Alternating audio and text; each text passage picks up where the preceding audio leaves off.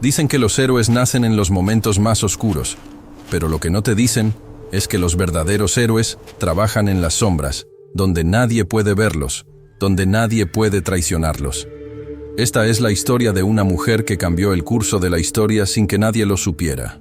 Una mujer cuyo nombre debería estar grabado en mármol, pero que prefirió escribirlo en la arena del desierto, donde solo los vientos del tiempo pueden leerlo. 1915. Desierto de Chihuahua, México.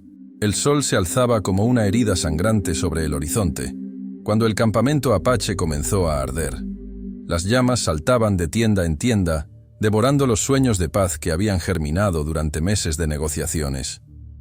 Entre el humo espeso que quemaba los pulmones y los gritos desesperados que partían el alma, una mujer de 32 años llamada Kaliska corría con un niño herido en brazos. Sus pies descalzos pisaban cenizas calientes, esquivando maderas ardientes que caían del cielo como meteoritos de traición.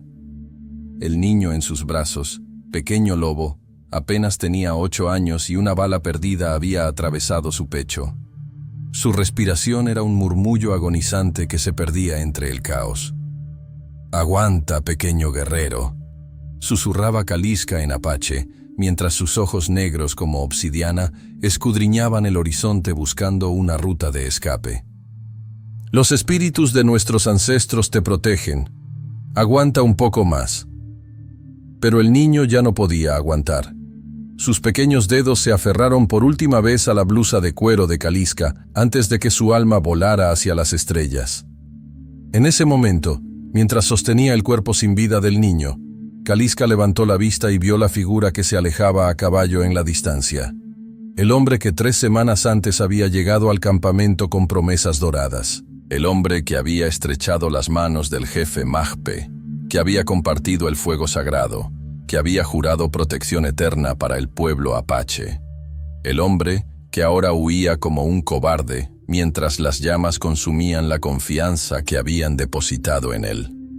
Sus ojos se encontraron por un segundo que pareció eterno. Villa, montado en su caballo negro, volvió la cabeza una vez más antes de desaparecer tras una colina. En esa mirada, Kaliska leyó todo lo que necesitaba saber. Culpa, miedo y la cruel comprensión de que había elegido su propia supervivencia por encima del honor. «Nunca más», murmuró Kaliska mientras depositaba delicadamente el cuerpo de pequeño lobo sobre la tierra sagrada. Sus lágrimas cayeron sobre el rostro del niño como gotas de lluvia que jamás volverían a caer. «Nunca más confiaré en hombres que prometen lo que no pueden cumplir.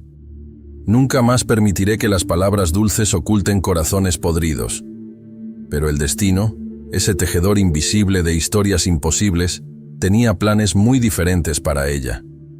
1919, 4 años después. Montañas de Chihuahua. El desierto había transformado a Kaliska en algo más peligroso que una tormenta de arena.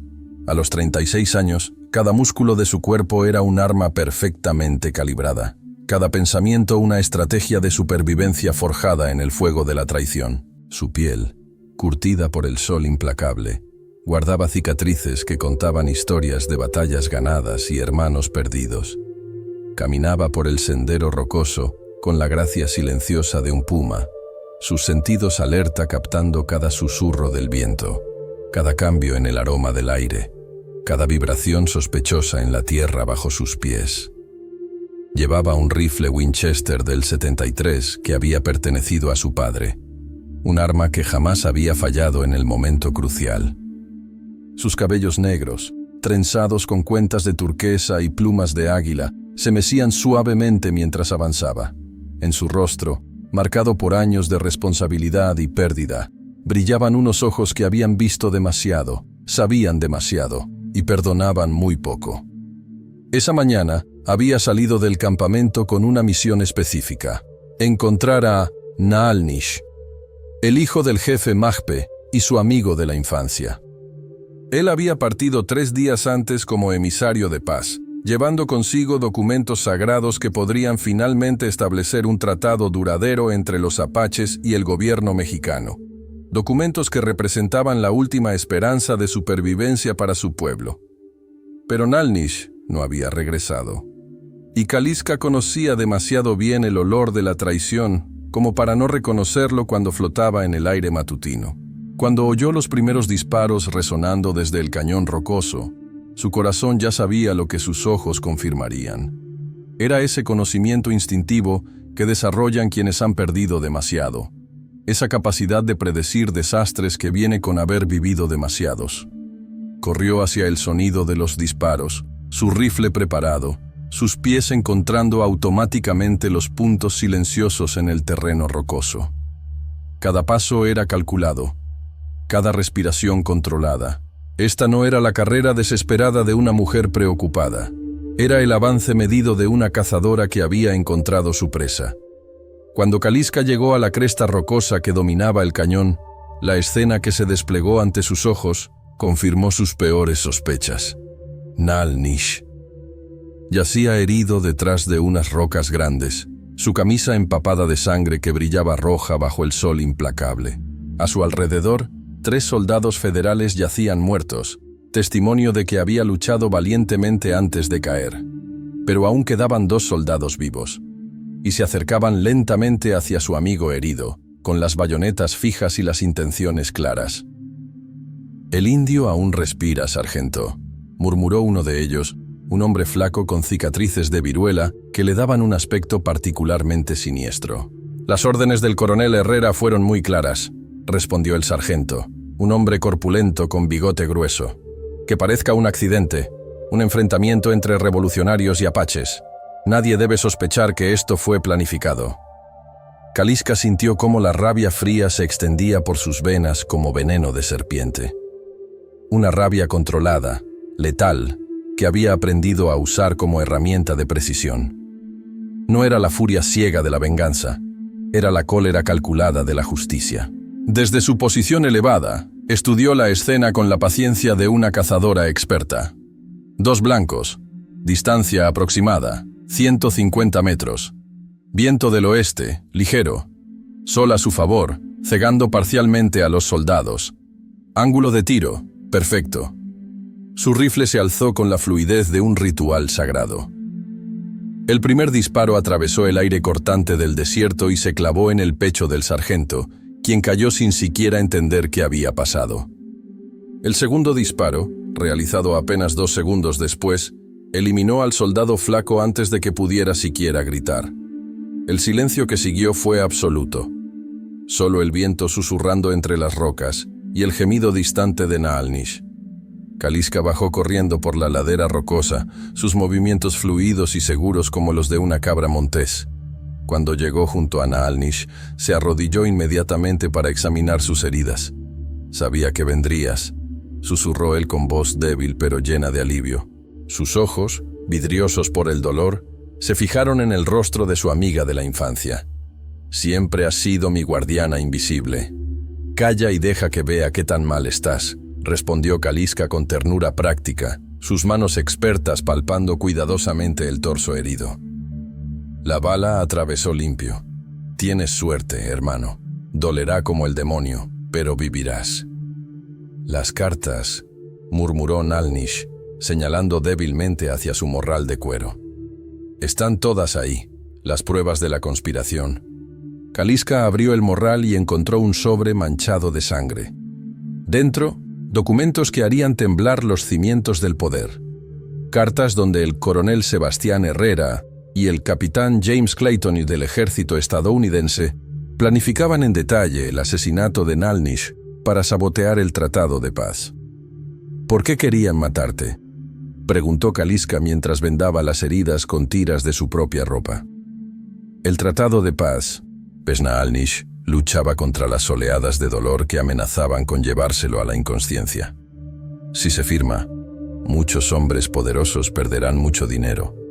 Las tierras que quieren para sus minas, los contratos de armas que no podrán vender si hay paz. Necesitaban que pareciera que los apaches atacaron primero, que somos salvajes incapaces de honor». Kaliska sintió cómo la comprensión se extendía por su mente como tinta en agua. Esta no era una simple emboscada. Era parte de una conspiración mucho más grande, una red de corrupción que se extendía desde los despachos de poder en Washington hasta los cuarteles militares de Chihuahua. «Necesitas ayuda médica real», murmuró examinando más cuidadosamente las heridas. «Aquí estamos expuestos. Vendrán más soldados cuando estos no regresen». «¿Dónde podemos ir?», preguntó Nalnish, su voz cada vez más débil. «No podemos regresar al campamento. Los pondrías en peligro. Y no hay ningún médico en 100 kilómetros que trate a un apache herido». Kaliska miró hacia el horizonte, donde las montañas se alzaban como dientes gigantescos contra el cielo despejado. En algún lugar entre esas rocas y barrancos vivía el hombre que había destruido su fe en la humanidad, el hombre que había convertido su corazón en piedra y su confianza en cenizas, pero también el único hombre con suficiente poder, recursos y locura como para proteger a un apache herido de todo el ejército federal mexicano. «Con el diablo que conozco», susurró, y en esas palabras había tanto veneno como resignación. Cargar a un hombre herido por el desierto es una tarea que pondría a prueba a los más fuertes, pero Kaliska había cargado cosas más pesadas que el cuerpo de Naalnish. Había cargado el peso de la supervivencia de su pueblo durante años. Había cargado la responsabilidad de proteger a los débiles, de vengar a los caídos, de mantener viva la llama de la esperanza cuando todo parecía perdido. Cada paso hacia la guarida de Villa era un paso hacia el pasado que había jurado olvidar. Cada metro recorrido la acercaba más al hombre que había traicionado su confianza de la manera más brutal posible, pero también cada paso la acercaba más a la única posibilidad real de salvar la vida de Naalnish. Mientras caminaba, con su amigo inconsciente a la espalda, Kaliska recordó fragmentos de su infancia junto a Naalnish. Recordó cómo corrían juntos por los arroyos cristalinos, cómo él le enseñaba a rastrear animales y ella le enseñaba a escuchar los secretos que susurraba el viento. Recordó la promesa que se habían hecho cuando apenas tenían 12 años, que siempre se protegerían mutuamente, sin importar lo que el futuro les deparara. «No te voy a fallar ahora, hermano», murmuró mientras ajustaba su peso en sus hombros. «Como tú nunca me fallaste a mí». La guarida de Villa estaba escondida entre formaciones rocosas que parecían haber sido esculpidas por dioses malhumorados. Construcciones de adobe se camuflaban perfectamente con el terreno circundante, volviéndose prácticamente invisibles para cualquiera que no supiera exactamente dónde buscar. Kaliska conocía el lugar porque había sido ella quien lo había descubierto años atrás, cuando aún era lo suficientemente ingenua como para creer que Villa podría ser un aliado confiable. Había sido ella quien le había mostrado las cuevas secretas, los manantiales ocultos, las rutas de escape que convertían este lugar en una fortaleza impenetrable. Ahora, 4 años después, se acercaba a su propia creación convertida en enemiga. Desde una posición elevada entre las rocas, observó durante más de 2 horas. Contó hombres, 15 que pudo ver, probablemente 20 en total. Estudió sus rutinas, sus turnos de guardia, sus puntos débiles. Memorizó cada sombra, cada ángulo, cada posible ruta de escape. Naalnish deliraba en sus brazos, perdiendo sangre gota a gota, como un reloj de arena macabro que marcaba el tiempo que les quedaba. Su respiración se había vuelto irregular, su piel pálida y fría. Si no recibía atención médica pronto, toda esta misión habría sido inútil. Cuando finalmente decidió moverse, lo hizo con la determinación de alguien que no tiene más opciones. Emergió de las sombras llevando a Naalnish inconsciente, caminando directamente hacia la guarida como si fuera la dueña del lugar. Los hombres de Villa la detectaron inmediatamente. 5 rifles se alzaron apuntándola, pero ella no se inmutó. Siguió caminando con paso firme, sus ojos fijos en la puerta principal de adobe donde sabía que él aparecería. «¡Alto ahí, India!», gritó uno de los guardias. «Identifícate o disparamos». Kaliska se detuvo, pero no bajó la vista. No dijo una palabra. Simplemente esperó, con la paciencia de una cazadora que sabe que su presa está a punto de aparecer. La puerta de adobe se abrió lentamente y Pancho Villa salió. A los 41 años, seguía siendo un hombre imponente, Pero 4 años de guerra constante habían dejado marcas en su rostro. Su bigote espeso ahora tenía canas. Sus ojos estaban rodeados de líneas de preocupación y su postura revelaba el cansancio de quien ha visto demasiada muerte. Por un momento que pareció suspendido en el tiempo, los dos se miraron. 4 años de historia se concentraron en ese intercambio de miradas. 4 años de traición, supervivencia, guerra y pérdida. Él la reconoció inmediatamente. Esos ojos de obsidiana eran imposibles de olvidar, especialmente cuando lo habían mirado con tal intensidad la última vez que se vieron. «Tú», murmuró Vila, su voz más suave de lo que había sido en años. «Eres Kaliska, de la aldea de Cayale». Ella no respondió inmediatamente. En lugar de eso, simplemente señaló a Nalnish, herido en sus brazos, y luego a Vila. El mensaje era inequívoco. Ayúdalo, o se muere. Y si él se muere, yo me aseguraré de que tú pagues por ello. ¿Por qué vienes a mí?, preguntó Villa, pero su voz ya no tenía la arrogancia que había caracterizado sus primeros años como revolucionario. 4 años de derrotas y victorias pírricas lo habían enseñado humildad de la manera más dura posible. «Porque eres el único lo suficientemente loco para esconder a un apache herido de todo el ejército federal», respondió Kaliska. Fueron las primeras palabras que le dirigía en 4 años, y cada sílaba estaba cargada de historia. Villa asintió lentamente, comprendiendo la lógica brutal detrás de su presencia. «¿Y confías en mí?». «No», respondió ella sin la menor hesitación. Su honestidad era tan filosa como una navaja. «Pero él necesita vivir más de lo que yo necesito odiarte». Villa sonrió amargamente. Era una sonrisa que hablaba de arrepentimientos que llegaron demasiado tarde y oportunidades de redención que parecían imposibles. «Nicolás», gritó a uno de sus hombres, «prepara el sótano. Tenemos un huésped que necesita atención médica». «¿Un apache, general?», preguntó Nicolás con sorpresa. «Un hombre herido», corrigió Villa firmemente. «Eso es todo lo que necesitas saber». El sótano de la guarida había sido excavado en la roca viva, creando un espacio fresco y silencioso que proporcionaba refugio perfecto para heridos o fugitivos. Kaliska había ayudado a diseñarlo años atrás, pensando en que algún día podría necesitar esconderse ella misma. Nunca imaginó que lo usaría para proteger a su mejor amigo del hombre que una vez había considerado un aliado. Mientras trabajaba sobre las heridas de Nalnish, sus manos se movían con la precisión de una cirujana experimentada.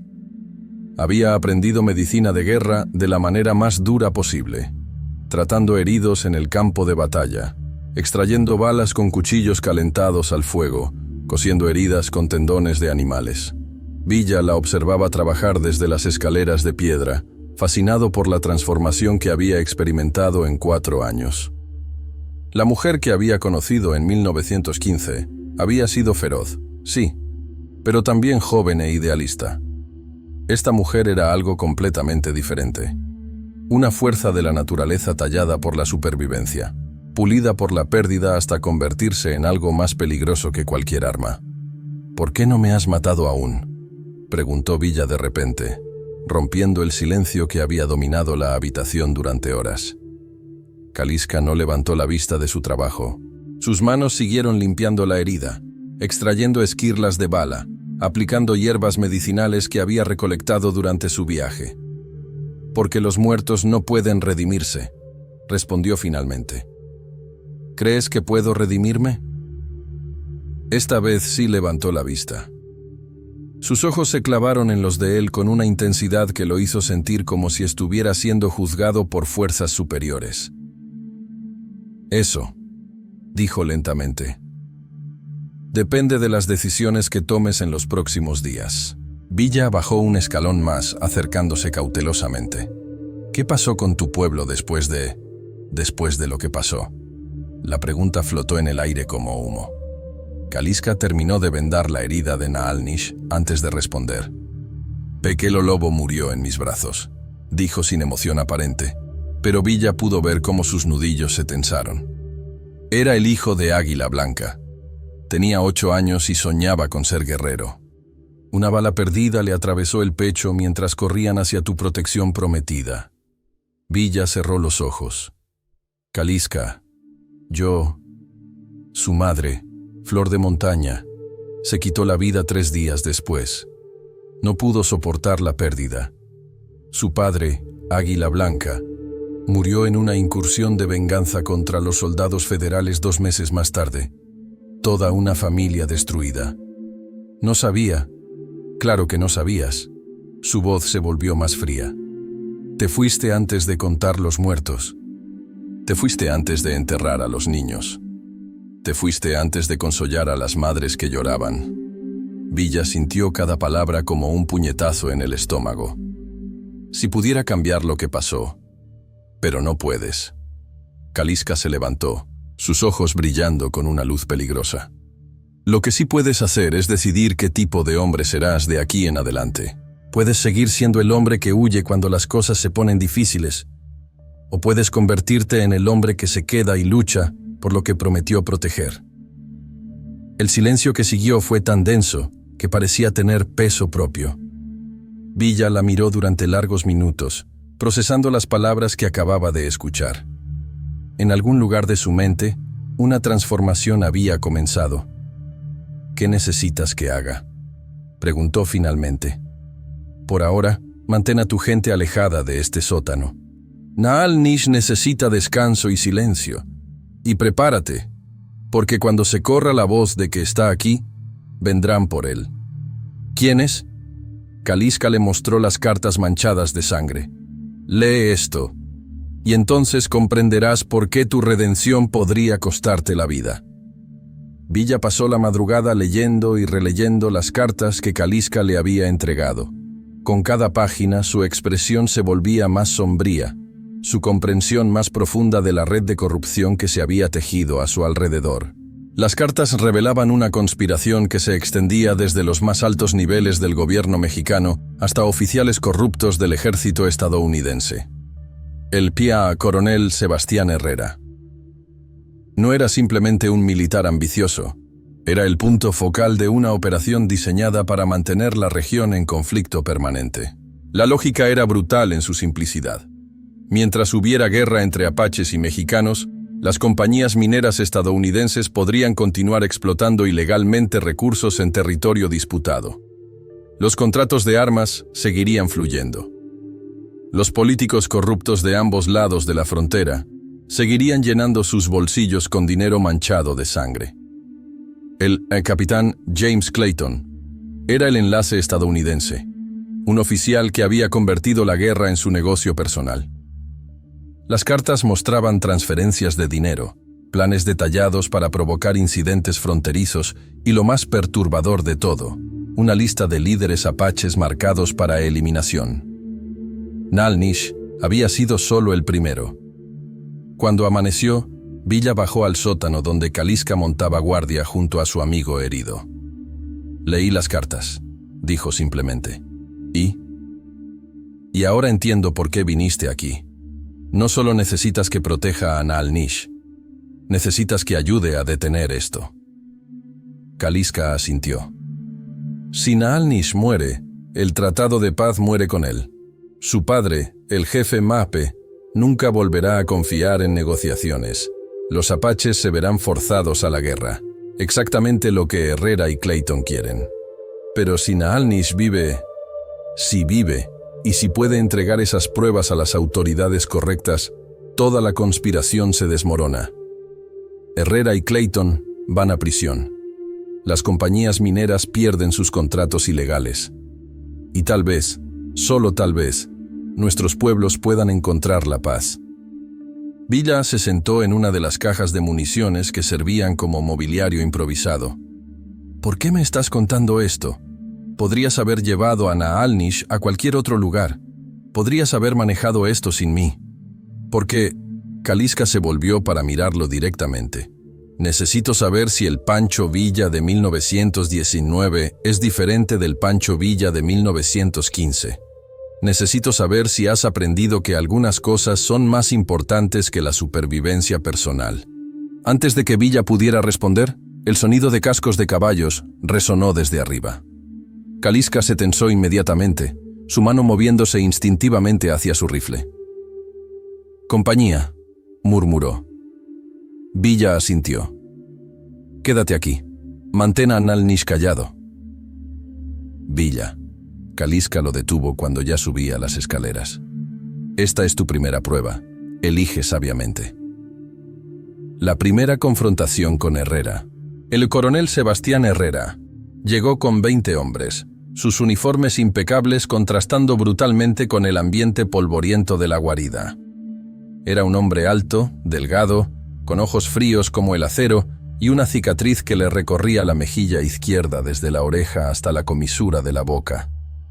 Villa salió a recibirlo con la aparente despreocupación de quien no tiene nada que ocultar, pero por dentro cada músculo estaba tenso, cada sentido alerta. «Villa», dijo Herrera con falsa cordialidad, desmontando de su caballo con movimientos precisos. «Espero que no te moleste esta visita inesperada. Mi casa siempre está abierta para el Ejército Federal», respondió Villa con igual falsedad. «¿A qué debo el honor?» «Buscamos a un apache herido. Atacó a una de nuestras patrullas ayer. Mató a 5 soldados antes de huir. Es extremadamente peligroso». «¿Un apache?» Villa se rascó la barba, actuando confundido. «Aquí solo hay revolucionarios mugrientos y demasiado mezcal de la noche anterior». Pero Herrera no era un hombre fácil de engañar. Sus ojos recorrieron meticulosamente cada rincón visible de la guarida, buscando cualquier señal de presencia apache. «Por supuesto, no esperaríamos que un patriota como tú protegiera a un salvaje», dijo Herrera, pero su tono tenía un filo peligroso. «Pero tal vez podrías permitirnos echar un vistazo, solo para asegurarnos». «Claro», respondió Villa, pero se las arregló para colocarse sutilmente entre Herrera y la entrada principal. «Aunque te advierto que algunos de mis muchachos están durmiendo la borrachera. Podrían no reaccionar bien a ser despertados por uniformes». Herrera sonrió, pero no era una sonrisa amistosa. «Mis hombres saben cómo manejar revolucionarios borrachos». Durante los siguientes 20 minutos, los soldados de Herrera registraron meticulosamente la guarida. Revisaron cada habitación, cada rincón, cada escondite posible. Villa los acompañó todo el tiempo, manteniendo una conversación casual que ocultaba la tensión que crecía en su pecho con cada minuto que pasaba. Desde el sótano, Kaliska escuchaba cada paso, cada voz, cada crujido de las tablas del piso. Tenía su rifle preparado y a Herrera en la mira a través de una rendija casi invisible en el techo. Un movimiento sospechoso de Villa, una señal de peligro, y el coronel se convertiría en un recuerdo. Pero Villa resistió. Cuando uno de los soldados se acercó demasiado a la entrada oculta del sótano, Villa lo distrajo con una anécdota sobre la revolución. Cuando Herrera preguntó sobre una mancha oscura en el suelo de la cocina, Villa explicó convincentemente que había matado un jabalí el día anterior. «¿Sangre fresca, Villa?», preguntó Herrera, arrodillándose para examinar la mancha más de cerca. «Fresca como la virginidad de una monja», respondió Villa con una carcajada que sonó genuina. «Ese jabalí me dio más pelea que la mayoría de los federales que he enfrentado». Los hombres de Villa rieron obedientemente, creando una atmósfera de camaradería masculina que hizo que la sospecha de Herrera pareciera fuera de lugar. Finalmente, después de lo que pareció una eternidad, Herrera se dirigió hacia su caballo. «Si ese apache aparece por aquí, Villa, espero que nos avises inmediatamente. Es un asesino peligroso, y no queremos que civiles inocentes resulten heridos». «Por supuesto, coronel. Siempre coopero con las autoridades legítimas». Cuando los soldados finalmente se alejaron, Villa permaneció inmóvil durante varios minutos, asegurándose de que realmente se habían ido antes de bajar al sótano. Kaliska lo esperaba con una expresión que él no pudo descifrar completamente. «¿Por qué?», preguntó ella simplemente. «¿Por qué?», respondió Villa, y por primera vez en años su voz sonó completamente honesta. «Tal vez tú tengas razón. Tal vez los muertos no puedan redimirse, pero los vivos sí pueden intentarlo». Esa noche, Nal Nish despertó por primera vez desde la emboscada. Su despertar fue gradual. como el amanecer que se filtra lentamente a través de las nubes. Primero, un gemido suave. Luego, el movimiento lento de sus párpados. Finalmente, la conciencia completa regresando a sus ojos. Kaliska, susurró su nombre como una oración. «Estoy aquí, hermano», respondió ella inmediatamente, acercándose para tocar su frente y verificar que no tuviera fiebre. «¿Cómo te sientes?» Como si me hubiera pisoteado una manada de búfalos enojados. Nalnish intentó sonreír, pero el dolor convirtió su expresión en una mueca. «¿Dónde estamos?» «En territorio seguro», respondió Kaliska evasivamente. No quería explicar aún que estaban en la guarida del hombre que los había traicionado años atrás. «¿Villa nos está ayudando?», preguntó Naalnish, y su tono sugería que ya había adivinado la respuesta. Kaliska tardó en responder. «De momento». «¿Confías en él?» «Estoy aprendiendo», admitió ella, y esas dos palabras contenían el peso de años de desconfianza que lentamente comenzaban a resquebrajarse. Naalnish cerró los ojos, procesando la información. Conocía a Kaliska mejor que nadie, y sabía lo que significaba para ella estar dispuesta a aprender sobre alguien que la había traicionado tan profundamente. «Las cartas», murmuró de repente, intentando incorporarse con urgencia. «¿Están seguras?» «Tranquilo». Kaliska lo calmó, ayudándolo a recostarse nuevamente. «Están seguras. Villa las leyó. Sabe lo que está en juego». «¿Y qué dijo?» «Que va a ayudarnos a detener la conspiración». Naalnish la miró con sorpresa. «¿Le crees?» Kaliska guardó silencio durante largos minutos, contemplando la pregunta que había estado atormentándola desde su llegada a la guarida. «Quiero creerle», admitió finalmente, «pero querer y creer son cosas muy diferentes». De repente, Naalnish comenzó a cantar. Su voz era débil, pero el canto era inconfundible. Una melodía apache antigua, baja y rítmica, que parecía surgir desde lo más profundo de su alma. Para cualquier oído no entrenado, podría haber sonado como el delirio de un hombre herido, pero Kaliska conocía esa canción desde la infancia. Era el canto del hermano en peligro, una señal sagrada que se transmitía entre los guerreros apaches cuando uno de los suyos necesitaba ayuda desesperadamente. «Astuto», murmuró Kaliska con una sonrisa de admiración. «Has estado consciente todo este tiempo, ¿verdad?» Naalnish le guiñó un ojo, sin dejar de cantar. El canto se extendía ahora por toda la guarida, filtrándose a través de las grietas en la roca, llevado por el viento del desierto hacia los oídos que sabían escuchar. Villa, que había estado montando guardia arriba, bajó precipitadamente al sótano. «¿Qué está haciendo?», preguntó con preocupación. «Ese canto se puede oír desde kilómetros de distancia». «Está llamando ayuda», explicó Kaliska, y su sonrisa se volvió más amplia. «Naalnish acaba de enviar una señal a todos los guerreros apaches en un radio de 50 kilómetros. Les está diciendo exactamente dónde está y que necesita rescate». Villa palideció. «¿Qué significa eso?» «Significa», dijo Kaliska preparando su rifle, «que pronto tendremos visitas. De ambos lados. El coronel Sebastián Herrera. Regresó al anochecer del tercer día, pero esta vez no vino con intenciones diplomáticas. Había traído al capitán James Clayton y a 50 soldados, una fuerza suficiente para arrasar la guarida completa si fuera necesario. Rodearon el complejo como una manada de lobos hambrientos, posicionando tiradores en las alturas circundantes, bloqueando todas las rutas de escape conocidas. La operación fue ejecutada con precisión militar, sin dejar nada al azar.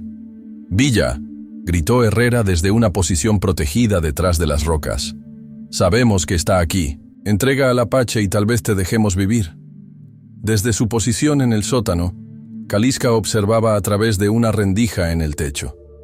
Podía ver cómo Villa se debate internamente, el peso de la decisión brillando en sus ojos como fuego conflictivo. Durante un segundo que se sintió eterno, ella se preguntó si había cometido un error terrible al confiar en él.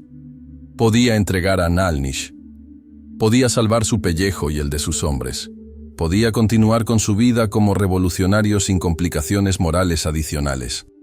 Pero entonces, Villa hizo algo que Kaliska nunca había esperado ver en su vida. Se irguió completamente, caminó hacia el centro del patio y gritó con una voz que resonó por todo el cañón. «No hay ningún apache aquí, y si lo hubiera, tendrían que pasar sobre mi cadáver para llevárselo». Las palabras flotaron en el aire del desierto como una declaración de guerra. Herrera sonrió fríamente, porque esa era exactamente la respuesta que había esperado. «Que así sea, Villa. Muchachos, fuego a discreción». Los disparos comenzaron inmediatamente, convirtiendo la noche silenciosa en un infierno de balas y gritos. Villa y sus 15 hombres se parapetaron detrás de los muros de adobe mientras las balas silbaban como avispas furiosas, arrancando pedazos de roca y madera a su alrededor. Kaliska esperó su momento con la paciencia de una cazadora experta. Desde su posición elevada en el sótano, tenía una vista panorámica del campo de batalla. Podía ver los destellos de los rifles enemigos, calcular distancias, identificar blancos prioritarios. Cuando vio al pase, capitán Clayton, moverse cautelosamente hacia una ventana desde donde podría disparar directamente a Villa, no dudó ni un segundo. Su bala atravesó el corazón del capitán estadounidense antes de que pudiera siquiera apuntar su rifle. «¡Francotirador!», gritó alguien entre los soldados de Herrera. Pero Kaliska ya se había movido. Como una sombra letal que conocía cada rincón de la guarida, apareció en una posición completamente diferente y eliminó a 3 soldados más antes de que pudieran siquiera determinar de dónde venían los disparos. La confusión que siguió fue exactamente lo que Villa necesitaba. Sus hombres, inspirados por la aparición de este ángel vengador invisible, redoblaron sus esfuerzos. Los gritos de guerra se mezclaron con el sonido ensordecedor de las armas, creando una sinfonía violenta que resonó por todo el desierto. En el fragor del combate, algo extraordinario sucedió. Villa y Kaliska lucharon espalda con espalda por primera vez en sus vidas, cada uno cubriendo los flancos del otro con una sincronización que parecía nacida de años de práctica. Él proporcionaba fuego de cobertura para sus movimientos. Ella eliminaba amenazas que él no podía ver. Durante esos minutos eternos de violencia controlada, no fueron una apache vengativa y un revolucionario caído en desgracia. Fueron simplemente 2 guerreros experimentados protegiendo algo más grande y más importante que sus propios rencores personales. La batalla se intensificó cuando Herrera ordenó a sus hombres cargar directamente contra las defensas de la guarida. 10 soldados corrieron a través del patio abierto, gritando como demonios mientras sus bayonetas brillaban bajo la luz de la luna. Villa se expuso peligrosamente para detener la carga, su rifle disparando con precisión mortal. Kaliska apareció en el techo como un fantasma, eliminando a 2 soldados que habían logrado acercarse demasiado a Villa. «¡Detrás de ti!», gritó ella. Villa se giró justo a tiempo para ver a un soldado que había logrado flanquearlo. Su rifle estaba vacío, y el soldado ya tenía la bayoneta lista para el golpe final. La bala de Kaliska atravesó el cráneo del soldado antes de que pudiera completar su ataque. Villa la miró durante un segundo que duró una eternidad. En esa mirada había gratitud, respeto y algo que podría haber sido el comienzo del perdón. Justo cuando parecía que la defensa de la guarida estaba a punto de colapsar, el horizonte se llenó de una visión que hizo que tanto atacantes como defensores se detuvieran a mirar. 50 guerreros apaches aparecieron como una tormenta de polvo y acero, sus caballos galopando en perfecta formación a través del terreno rocoso. Sus gritos de guerra tradicionales llenaron el aire, un sonido que había aterrorizado a enemigos durante generaciones. El jefe Mape, padre de Naalnish y líder supremo de la Confederación Apache local, cabalgaba al frente. A los 58 años, seguía siendo una figura imponente, alto, de hombros anchos, con cabellos completamente blancos que contrastaban dramáticamente con su piel curtida por décadas de vida en el desierto. Su presencia era tan poderosa que incluso los disparos comenzaron a espaciarse, y finalmente cesaron por completo. «¡Alto el fuego!», gritó Herrera. pero su voz sonaba menos autoritaria, ahora que estaba rodeado por guerreros apaches furiosos. ¡Todos bajen las armas! El jefe Mape desmontó de su caballo con la gracia fluida de un hombre la mitad de su edad. Caminó directamente hacia el centro del campo de batalla, ignorando completamente las armas que lo apuntaban desde todas las direcciones. «Coronel Herrera», dijo con una voz profunda como el trueno que rodaba por las montañas, «he venido por mi hijo». «Su hijo atacó a mis hombres», mintió Herrera, pero ya no sonaba tan seguro de sí mismo. «Es un fugitivo de la justicia». «Mentiroso». La voz que cortó el aire como una cuchilla no fue la del jefe Mape. Fue la de Kaliska, que emergió del sótano cargando las cartas manchadas de sangre como si fueran reliquias sagradas. Todos los ojos se volvieron hacia ella. En la luz de la luna, parecía una diosa de la guerra apache. Alta, feroz, con sus cabellos negros flotando al viento y sus ojos brillando con una luz que prometía justicia implacable. «Aquí está la prueba de su conspiración, coronel», dijo, alzando las cartas para que todos pudieran verlas. «Cartas donde usted y el capitán Clayton planifican en detalle el asesinato de Nalnish para sabotear el tratado de paz». Un murmullo se extendió entre los soldados de Herrera. Algunos comenzaron a intercambiar miradas nerviosas, otros bajaron ligeramente sus armas. La acusación era demasiado específica, demasiado detallada para ser una mentira. «Esas cartas son falsas», respondió Herrera, pero su voz ya no tenía la autoridad anterior. «Fabricaciones apache para justificar sus crímenes». «¿En serio?». Kaliska sonrió, y esa sonrisa era más peligrosa que cualquier arma. «Entonces no tendrá problema en que las examinemos frente a sus superiores en Ciudad de México. Estoy segura de que el general Obregón estará fascinado de leer sobre las actividades de sus oficiales». El coronel miró a su alrededor, evaluando rápidamente la situación. Estaba rodeado por 50 guerreros apaches furiosos, 15 revolucionarios hostiles y una mujer que acababa de demostrar ser más letal que un ejército entero. Peor aún, sus propios soldados habían comenzado a dudar. Algunos ya habían bajado completamente sus armas. Otros murmuraban entre ellos sobre la veracidad de las acusaciones. «Esto no ha terminado», murmuró Herrera, pero ya estaba haciendo señas a sus hombres para que se retiraran. «Habrá consecuencias por esto, Villa». «Las consecuencias», respondió Villa con una tranquilidad que sorprendió incluso a Kaliska, «serán para quienes conspiran contra la paz». Cuando el polvo de la retirada de Herrera se asentó, el jefe Mape se acercó lentamente a Villa. Los dos hombres se estudiaron mutuamente durante largos minutos, cada uno evaluando al otro. «Revolucionario», dijo finalmente el jefe apache con respeto genuino. «Protegiste a mi hijo cuando podrías haberlo entregado para salvar tu propia vida». «Su hijo es un hombre valiente», respondió Villa. «Valía la pena el riesgo».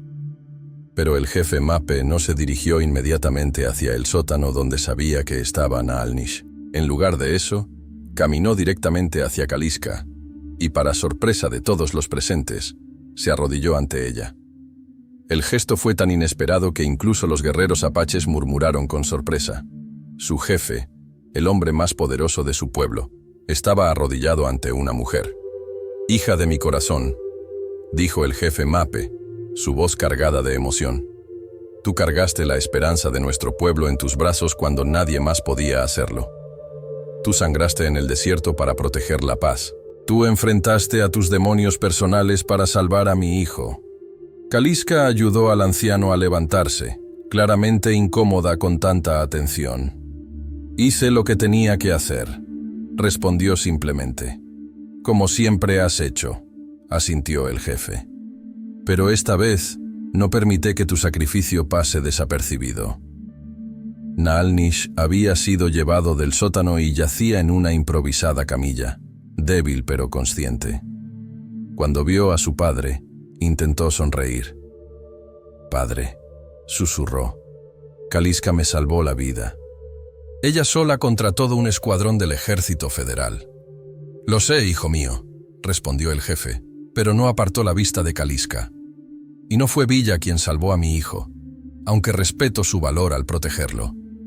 Fuiste tú, Kaliska. Fuiste tú quien planeó todo, quien tomó las decisiones difíciles, quien corrió los riesgos más grandes. Villa se acercó lentamente al grupo. Es verdad, admitió. Sin Kaliska, Nalnish habría muerto y la conspiración habría triunfado. Ella fue la que realmente salvó la paz. Al amanecer del cuarto día, se organizó una ceremonia improvisada en el patio de la guarida. No era el lugar tradicional para tales eventos, pero las circunstancias habían creado su propia tradición. El jefe Mahpe había traído 2 reliquias sagradas de su pueblo, objetos que habían pertenecido a grandes guerreros apaches durante generaciones. La primera era una lanza de guerra, tallada en madera de roble y decorada con plumas de águila y piedras sagradas. Había pertenecido a Jerónimo mismo y representaba el valor en batalla y el honor en la derrota. Para ti, Pancho Villa, dijo el jefe, ofreciendo la lanza. En reconocimiento de tu valor tardío pero genuino, has demostrado que un hombre puede cambiar, que puede crecer más allá de sus errores pasados. Villa recibió la lanza con manos temblorosas. El peso del objeto era insignificante comparado con el peso simbólico de lo que representaba.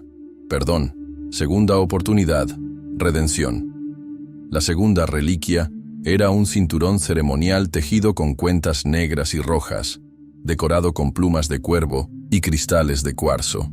Era el símbolo tradicional de la Guardiana de la Paz, un título que se otorgaba solo a mujeres que habían sacrificado todo por proteger a su pueblo. Para ti, Kaliska, dijo el jefe, sus ojos brillando con orgullo, el cinturón de la Guardiana de la Paz. Que todos sepan que fuiste tú quien protegió la paz cuando nadie más podía hacerlo. Cuando Kaliska se ató el cinturón alrededor de su cintura, algo cambió en su postura. Ya no era solo una mujer que había sobrevivido a traiciones y pérdidas. Era oficialmente la protectora de su pueblo, la guardiana de un futuro que ella había ayudado a hacer posible. Esta mujer, declaró el jefe Mape ante todos los presentes, apaches, revolucionarios y algunos curiosos del pueblo cercano que habían venido a presenciar el histórico evento, protegió la paz cuando el resto de nosotros estábamos preparándonos para la guerra. Ella es la verdadera heroína de esta historia. Villa se acercó a Kaliska después de la ceremonia oficial. Por primera vez en 4 años, ella no apartó la mirada cuando él se acercó. ¿Puedes perdonarme algún día?, preguntó él, su voz cargada de esperanza y miedo a partes iguales. Kaliska se tomó su tiempo para responder, contemplando la pregunta que había estado evitando durante días. Perdonar significa olvidar, dijo finalmente. Y yo nunca olvido. Los recuerdos de Pequelo Lobo muriendo en mis brazos nunca desaparecerán. Las lágrimas de Flor de Montaña nunca se secarán completamente. Villa asintió, preparándose para la respuesta final que había temido. Pero, continuó Kaliska, puedo aprender a confiar de nuevo, lentamente, cuidadosamente, con tiempo. ¿Qué necesitas para confiar? Tiempo, acciones coherentes, decisiones correctas, día tras día, año tras año. Kaliska se ajustó el cinturón de plumas, sintiendo el peso de su nueva responsabilidad. La paz no se construye con promesas grandiosas, Villa. Se construye con decisiones pequeñas pero correctas, repetidas 1000 veces, como el agua que horada la piedra gota tras gota, como tú hiciste, como haré siempre. La noche de las confesiones. Esa noche, mientras los apaches celebraban y los revolucionarios bebían, Kaliska se alejó del bullicio para sentarse sola en una roca grande que dominaba el valle. Las estrellas brillaban con intensidad particular esa noche, como si el mismo cielo estuviera celebrando el triunfo de la paz sobre la guerra. Villa se acercó cautelosamente, cargando 2 tazas de café humeante. ¿En qué piensas?, preguntó, ofreciéndole una taza. Kaliska aceptó el café, la primera vez que aceptaba algo de él en 4 años, y contempló el líquido oscuro antes de responder. En que las historias que se cuentan nunca son las historias que realmente sucedieron. ¿Qué quieres decir? Kaliska tomó un sorbo del café amargo antes de sonreír. Una sonrisa pequeña pero genuina, la primera que Villa había visto en su rostro. Mañana, Los periódicos escribirán sobre cómo el gran Pancho Villa salvó la paz con los apaches. Escribirán sobre tu valor, tu honor, tu grandeza. Tu nombre aparecerá en primera plana. Pero la verdad es que una mujer apache hizo lo que parecía imposible. Una mujer apache sangró en el desierto llevando a un amigo herido. Una mujer apache enfrentó a sus demonios personales y confió en un hombre que la había traicionado. Una mujer apache salvó un tratado de paz que evitará años de guerra y miles de muertes. Villa asintió lentamente, procesando las palabras. ¿Te molesta no tener el reconocimiento público? Los verdaderos guardianes de la paz no necesitan reconocimiento, Villa. Necesitan resultados. Kaliska se levantó, estirando músculos que llevaban días tensos. Y el resultado es que mañana, cuando salga el sol, los niños apache y mexicanos podrán jugar juntos sin miedo. Las madres no tendrán que dormir con rifles al lado de sus camas. Los hombres no tendrán que elegir entre alimentar a sus familias o protegerlas. ¿Y eso es suficiente para ti? Kaliska lo miró durante largos minutos, como si estuviera evaluando no solo su pregunta, sino su capacidad para entender la respuesta. Villa, dijo finalmente, durante 4 años, cada noche antes de dormir, he pensado en Pequelo Lobo. He imaginado qué habría sido de él si hubiera vivido, si habría sido guerrero o chamán, cazador o narrador de historias. He llorado por todas las posibilidades que murieron con él. ¿Y ahora? Ahora, cuando pienso en él, también pienso en todos los niños que vivirán, porque él murió. Porque su muerte me enseñó lo que realmente importa. No es la venganza, no es el reconocimiento, es la vida misma, continuando, floreciendo, encontrando maneras de ser hermosa incluso después de tanta fealdad. Villa guardó silencio durante varios minutos, contemplando la profundidad de la sabiduría que acababa de escuchar. ¿Crees que puedo aprender a ver las cosas así?, preguntó finalmente. Creo, respondió Kaliska, que ya has comenzado.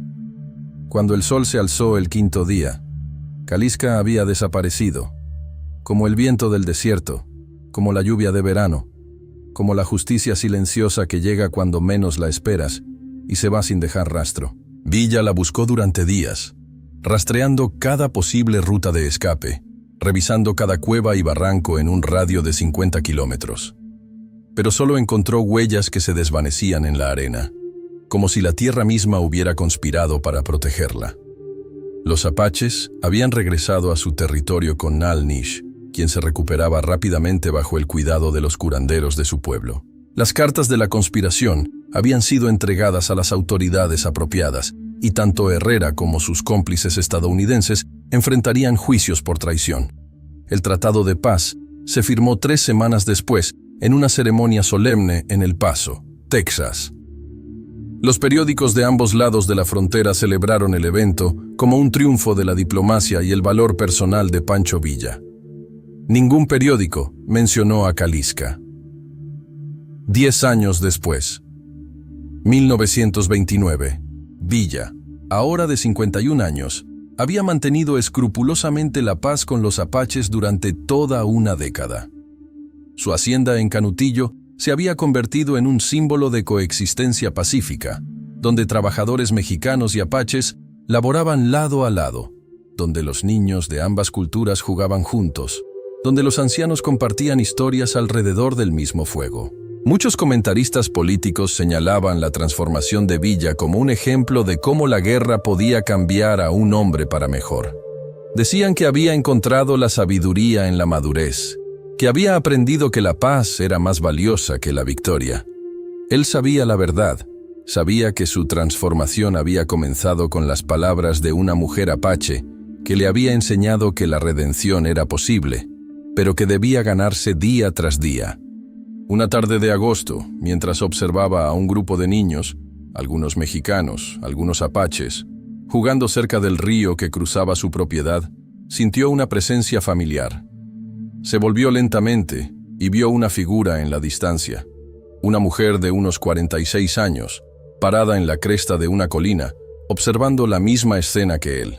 Incluso a esa distancia, reconoció inmediatamente esa postura, esa forma de moverse, esos ojos que parecían ver todo. ¿Sigues vigilándome?, gritó Villa a través del valle. «Sigo protegiendo la paz», respondió ella, su voz llevada por el viento del desierto. «¿Y todavía desconfías de mí?».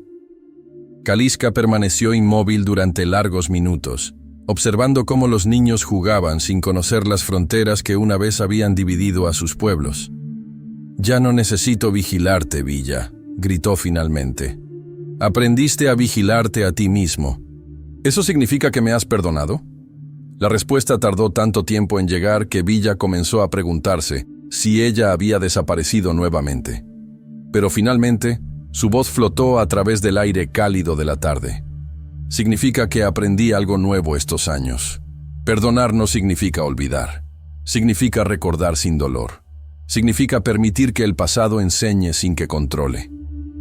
Villa sintió como si un peso que había llevado durante décadas finalmente se hubiera levantado de sus hombros. «¿Te veré otra vez?», gritó. Pero cuando levantó la vista, la cresta de la colina estaba vacía. Kaliska había desaparecido una vez más, pero esta vez Villa sonrió. Sabía que la guardiana invisible continuaba su trabajo en algún lugar, protegiendo la paz que habían construido juntos. Y con esas palabras, desapareció definitivamente de la vista, pero no de la historia. Porque aunque los libros de texto nunca mencionarían su nombre, aunque los monumentos nunca llevarían su rostro, aunque las canciones populares nunca celebrarían sus hazañas, la verdad permanecería viva en los corazones de quienes la conocieron. La verdad de que a veces, las verdaderas heroínas son las que nunca aparecen en los periódicos. Son las que protegen en silencio, las que salvan sin ser vistas, las que cambian el mundo una decisión correcta a la vez. Son las mujeres como Kaliska, que prefieren escribir sus nombres en los corazones de los niños que pueden jugar en paz, en lugar de grabarlos en el mármol frío de los monumentos. Son las guardianas invisibles que entienden que el heroísmo real no necesita aplausos, solo resultados. Que la gloria verdadera no está en ser recordado, sino en crear un mundo que valga la pena recordar.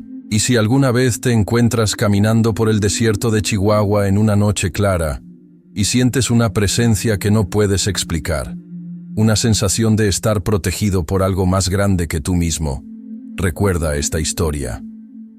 Recuerda que en algún lugar entre las sombras del desierto, Kaliska sigue montando guardia. Sigue protegiendo la paz que ayudó a crear. Sigue siendo la guardiana invisible que salvó el mundo sin que nadie lo supiera. Como debería ser. Como siempre fue. Como siempre será. Porque esta es la historia de la mujer que salvó la paz, y nadie lo supo. Hasta ahora.